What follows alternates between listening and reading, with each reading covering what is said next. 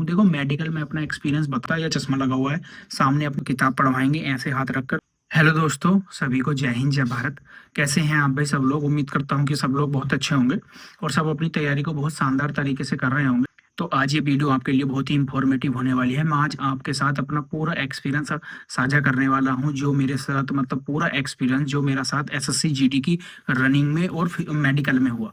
Total experience आज आपके साथ साझा करूंगा, तो आप इस वीडियो को एंड तक देखना और आप इससे मतलब इस वीडियो से सीख के जाओगे। आपको पॉइंटों के बारे में पता चलेगा कि हमें क्या नहीं करना है और किन किन चीज़ों का हमें ध्यान रखना है। तो अभी अभी जैसे एसएससी जीडी का एग्जाम खत्म हुआ और उसके बाद उसकी आंसर की रिलीज हुई, और आपने देख लिया होगा आंसर की में कि आपके कितने मार्क्स बन रहे हैं और कितने पर आपको फिजिकल की तैयारी करनी है। इवन 120 प्लस वाले जितने भी हैं यूपी से, और या जिनके भी स्टेट में जिस हिसाब से भी लगता है कि तुमको हमारा फिजिकल के लिए नाम आ सकता है, तो वो अपनी फिजिकल की तैयारी स्टार्ट कर दे। और कर दी होगी, अभी पीछे भी मैंने एक वीडियो बनाकर डाल दी थी कि अपनी फिजिकल की तैयारी को स्टार्ट कर देना है। तो उसी के बारे में ये वीडियो होने वाली है, फिजिकल के और मेडिकल के। ठीक है, तो इस वीडियो को हम शुरू करते हैं। तो जिस भी स्टेट की जितनी कट ऑफ जाती है या जितने भी मार्क्स आपके बन रहे हैं, आपने अपनी फिजिकल की तैयारी को स्टार्ट करना है। और हो सकता है कि इसके फिजिकल मई में भी हो सकते हैं, मई में हो सकते हैं, अप्रैल के लास्ट में, या जून के फर्स्ट वीक में इसके फिजिकल जा सकते हैं, क्योंकि अगली भर्ती बिल्कुल एकदम है। ठीक है, उसके फॉर्म भी नवंबर दिसंबर में आएंगे शायद। तो उसके फॉर्म आने में आएंगे और उसका फाइनल रिजल्ट आएगा, ऐसा हो सकता है। ठीक है, और हमारी भी नवंबर में ही कंप्लीट, नवंबर दिसंबर में कंप्लीट हो गई थी, और प्रोसेस भी हमारा मतलब एक साथ चला था, क्योंकि हमारा तो फिजिकल और मेडिकल एक साथ हुआ था। क्योंकि हमारे में थोड़ा लेट हो गया था, पहले तो आंसर की आने में लेट हुआ, फिर उसके बाद रिजल्ट में लेट हुआ, फिर उसके बाद रिजल्ट आया 10 जुलाई को, और 10 जुलाई के बाद अगस्त सितंबर अक्टूबर, यानी कि सितंबर से स्टार्ट हुए थे और अक्टूबर तक चले थे। यानी कि फिजिकल और मेडिकल एक साथ हुआ था, तो लंबे खिंच गए थे। 9 नवंबर तक हुए थे शायद। इतना तो मुझे अभी क्लियर याद नहीं है, लेकिन हुए थे, लंबे खिंच गए थे। तो उसी के बारे में कि आपको क्या करना है, मेडिकल के कितने पॉइंट, क्या क्या किन चीज़ों का ध्यान रखना है। अगर आपका एक साथ हुआ तो हो सकता है कि आपका भी एक साथ हो जाए, फिजिकल और मेडिकल दोनों। कि पहले दिन फिजिकल होता है, फिर उससे अगले दिन मेडिकल चलता है, 3 दिन का प्रोसेस रहता है एक साथ अगर हुआ तो। और अलग अलग हुआ तो आपको मेडिकल के लिए अच्छा खासा 2 महीने का तो टाइम मिल जाएगा। दो से 2.5 या 1.5 महीने का भी आपको टाइम मिल सकता है, अगर अलग हुए तो। मतलब और अगर एक साथ हुए तो हो सकता है कि जून में भी जाएं और जुलाई में भी जा सकते हैं। तो अपनी तैयारी को कंटिन्यू रखना है, क्योंकि ऐसा होता है कि भाई किसी किसी से तो रनिंग भी नहीं हो पाती है, 5 किलोमीटर की लंबा होता है। तो रनिंग के बारे में मैं बता देता हूँ आपको कि रनिंग को कैसे करना है, मैं किस तरह से रनिंग करता था। तो रनिंग को आपको सुबह करना है, गर्मियों का टाइम है, तो सुबह को ही आपको रनिंग करनी है। सुबह को ही अपनी आदत डालनी है, क्योंकि वहां पर भी सुबह को ही होगी। 2 से 3 बैच वो भगाते हैं, सुबह में ही भगा देते हैं। वो 8 बजे तक, अपना गर्मियों का टाइम है तो 8 बजे तक फिनिश कर देंगे। तो सुबह को रनिंग करनी है, और जिनका ज़्यादा सांस फूलता है उनको लंबी रनिंग करनी है। और एक चने होते हैं काबली, जिनमें चने भिगोकर हम शाम को और सुबह को खाते हैं, तो उनको खाना है। और उससे क्या है कि आपका सांस गलता है, जिनका ज़्यादा सांस फूलता है कि भाई शुरू के 3 किलोमीटर तो सही चले गए, फिर 3 किलोमीटर के बाद जान ही नहीं है, बिल्कुल आगे को दौड़ा ही नहीं जा रहा है, ऐसा कर रहा है जैसे रुक जा रुक जा। तो वहीं पर अपने आप को मतलब, और ऐसा होता है जब हम रियलिटी में वहां जाएंगे ना, रेस लगाना है, तो वहां पर जब हम 3 किलोमीटर तो सही दौड़ लेंगे, 3 किलोमीटर के बाद ऐसा लगेगा नहीं छोड़ो रुक जाओ। लेकिन वहीं पर ही नहीं रुकना है, वहीं पर अपनी हिम्मत लगानी है। और रेस जो लगती है वो लगती है हिम्मत से। ठीक है, जिसमें हिम्मत होगी वो रेस लगा देगा, और जिसमें हिम्मत नहीं होगी उससे रेस नहीं लगेगी, चाहे उसकी कितनी भी अच्छी रेस है। तो अपनी लंबी लंबी रनिंग करनी है। जैसे आज हमने 4 किलोमीटर कर ली, 4 किलोमीटर की एक हफ्ता कर ली, फिर 5 किलोमीटर एक हफ्ता कर ली, 6 किलोमीटर एक हफ्ता कर ली, और 7 किलोमीटर, 7 किलोमीटर तक भागना है बस, ज्यादा नहीं करना। 7, 7.5 बस। ठीक है, या जिनकी जैसी मतलब कैपेबिलिटी है वो अपना वैसे जा सकते हैं, वैसे और ज्यादा भाग सकते हैं। तो अपनी 5 किलोमीटर का मेंटेन लेकर चलना है, क्योंकि इसे 24 मिनट में 5 किलोमीटर मांगते हैं। तो अपना टाइम जो आपको लाना है वो यहाँ लाना है 22 मिनट का, 22 से 23 मिनट तक का बस। ठीक है, जिनका 24 मिनट आ रहा है ना, वो भी अपनी अच्छे से तैयारी करनी है उनको, क्योंकि अभी टाइम है उसमें फिजिकल में। क्योंकि मार्च चल रहा है, तो मार्च अप्रैल और लगभग 40 से 50 या 60 दिन तक मतलब यहाँ इतने आपके पास, तो अपनी फिजिकल की तैयारी तुम्हारी बहुत अच्छी हो जाएगी। ठीक है, हफ्ते हफ्ते हफ्ते मतलब जैसे भी 4 किलोमीटर 5 किलोमीटर ऐसे आपको दौड़ना है। ठीक है, अब बात करते हैं हम मेडिकल की, कि मेडिकल में किन किन पॉइंटों का आपको ज्यादातर ध्यान रखना है रेस लगाते समय भी। ठीक है, अपने आप मतलब इंजरी विंजरी आपको ना हो, रोड पर आपको दौड़ना है, लेकिन रोड पर जूते पहन कर ही आप दौड़ना, ऐसा ना हो कि आपको सीन पेन हो जाए। सीन पेन सबसे ज़्यादा होता है, ठीक है, और वो जल्दी से ठीक भी नहीं होता। तो रोड पर अपने हिसाब से दौड़ना, या तो आप ग्राउंड में दौड़ सकते हैं, ठीक है। मैं तो ग्राउंड में ही दौड़ता था, रोड पे भी दौड़ता था, मुझे तो ऐसा कुछ था नहीं, क्योंकि मैंने पहले ही फिजिकल की तैयारी की हुई थी। तो जिनका सीन पेन हो जाए वो रोड पर मत दौड़ना, क्योंकि रोड पर दौड़ने से सीन पेन होता है, ठीक है। तो मेडिकल की हम बात कर रहे हैं। मेडिकल में अपने उन पॉइंटों पर ज़्यादा ध्यान देना है जिनमें आप मतलब जिनको आपको बचा कर रखना है। वो मैं पॉइंट आपको बता देता हूँ। देखो, मेडिकल में अपना एक्सपीरियंस बताता हूँ, सारा टोटल सारा साझा करता हूँ। रनिंग हमारी हो गई थी। रनिंग के बाद अगले दिन हम आए मेडिकल के लिए। उस दिन हमारा सारा प्रोसेस रनिंग का हुआ। अगले दिन हम आए मेडिकल के लिए। बोर्ड उसमें बनते हैं, 3-4 डॉक्टर होते हैं। तो बोर्ड जब बनेंगे तो हमारा कौन से बोर्ड में आ जाए ये हमें नहीं पता होता है, ठीक है। डॉक्टर हर चीज को चेक करता है आपके, मतलब हर बारीक से बारीक। और ऐसा होता है कि किसी किसी सेंटर पर मेडिकल हार्ड होता है और किसी सेंटर पर आसान होता है। हमारे वाले सेंटर पर हार्ड हुआ था मेडिकल, काफी बहुत हार्ड हुआ था। तो मेडिकल में भी निकलते हैं बच्चे, बहुत निकलते हैं, किन्हीं को रीमेडिकल भी बहुत मिलता है। और रीमेड आप मैं तो ये मानता हूँ कि रीमेडिकल तक का नंबर ही ना आए, आप उससे ही पहले अपनी चीज़ों को ठीक कर लो, ठीक है। तो वो सारे पॉइंट मैं बताता हूँ आपको कि कौन कौन से हैं जिनमें सबसे ज़्यादा संभावना होती है रीमेडिकल मिलने की, ठीक है। बाद में मैं बताऊंगा कि कौन कौन से नॉर्मल पॉइंट है। तो हाँ, मतलब जिनमें सबसे ज़्यादा संभावना होती है, सबसे पहले है आइज़। देखो, आइज़ सब कहते हैं कि भाई हमारा चश्मा लगा हुआ है, हमारा ये लगा हुआ है, हमारी 6/9 है, 6/12 है। इससे कोई फर्क नहीं पड़ता। आपको सिर्फ जो सामने चार्ट है ना, ABCD वाला, अगर आपने वो पूरा पढ़ दिया तो आप चाहें तुम्हारी 6/18 भी है ना, 6/18 भी है ना, तो भी आप भर्ती हो जाओगे, ठीक है।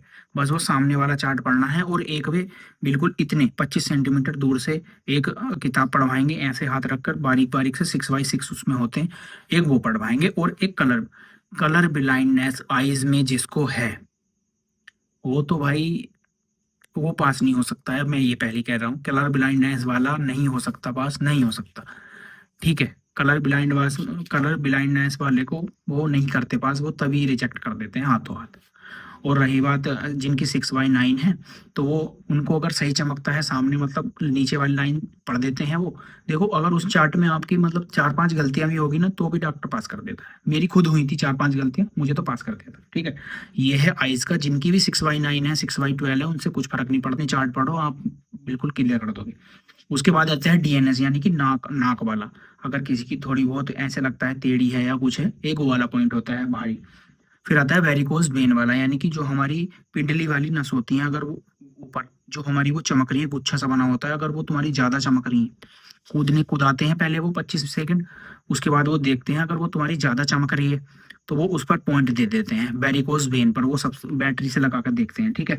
उसके बाद आता है तुम्हारा फ्लैट फुट, ठीक है। फिर उसमें मतलब जगह होनी चाहिए, फ्लैट नहीं होना चाहिए, ऐसा बिल्कुल फर्श पर टिका हुआ नहीं होना चाहिए। एक वो हो गया पॉइंट।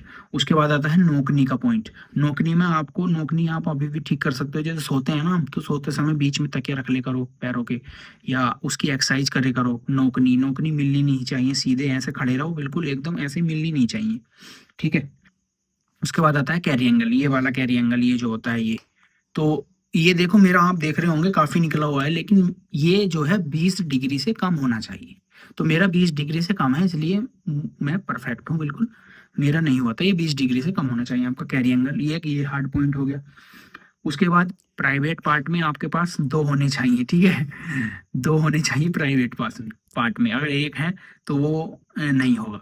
और इवन मतलब मैं बताता हूँ आपको, हमारे वाले बैच में लगभग सबसे ज्यादा बच्चे जो है ना, वो प्राइवेट पार्ट में ही छठे थे, ठीक है।